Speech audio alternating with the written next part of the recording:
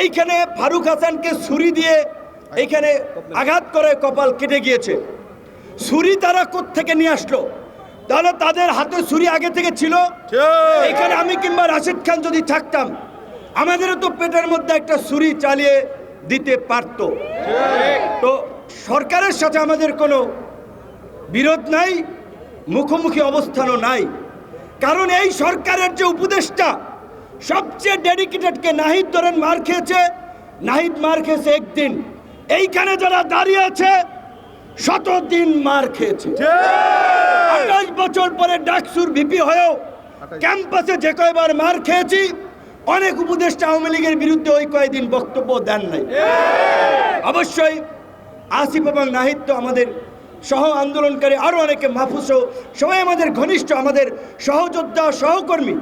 একসাথে এনআরসিসি এর বিরুদ্ধে আন্দোলন করছি, ডাকসুতে নির্বাচন করেছে তারা, ছাত্র অধিকার পরিষদের সাথে ছিল।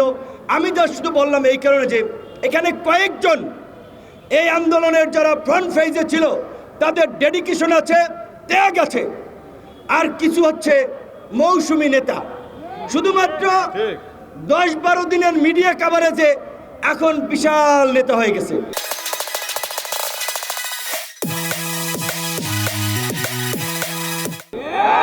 তাদেরকে ঢুকাইছিল ছাত্রলীগ আন্দোলনের গতিবিধি পর্যবেক্ষণ করার জন্য, আন্দোলনে স্পাইগিরি করার জন্য।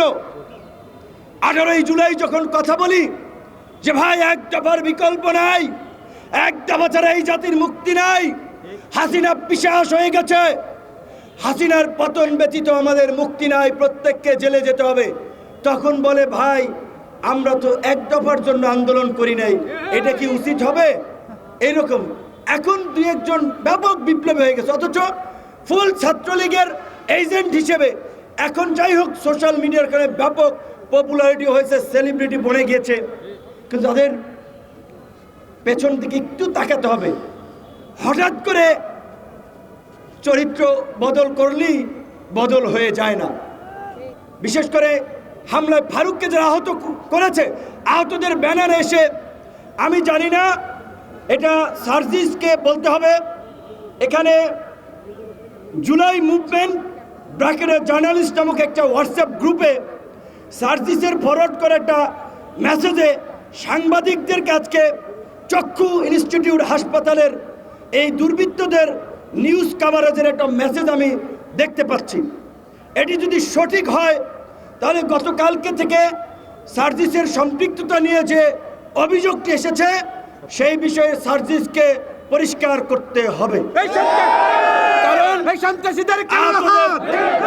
যেহেতু আহতদের চিকিৎসার জন্য ক্ষতিপূরণ দেওয়ার জন্য জুলাই ফাউন্ডেশন গঠন করেছে, সেটার তিনি দায়িত্বে আছেন, তাহলে তার সাথে এদের একটা সম্পৃক্ততা স্বাভাবিকভাবে আছে।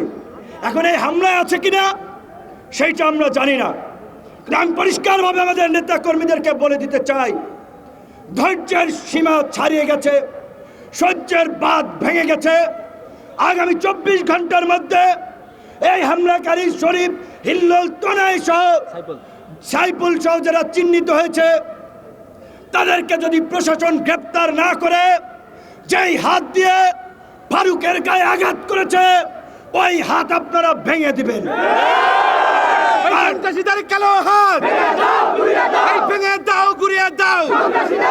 তার জন্য যদি জেলে যেতে হয়, হুকুমদাতা হিসেবে 1 নম্বর আসামি আমি আহ্বান বললাম।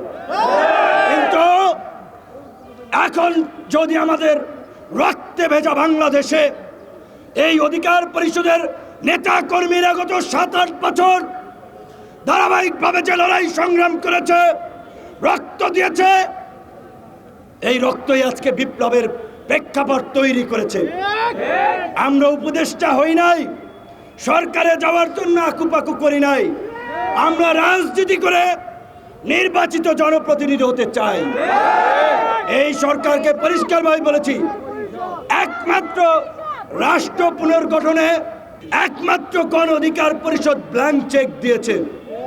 আপনাদের যতদিন লাগে ক্ষমতায় থাকেন, আল্লাহর হস্তে এই যে আমাদের মধ্যে জুলাই বিপ্লবকে কেন্দ্র করে যে জাতীয় ঐক্য এবং সংহতি তৈরি হয়েছে, সেটার দিকে নজর দিয়ে সকলের মতামত নিয়ে রাষ্ট্র সংস্কার করুন।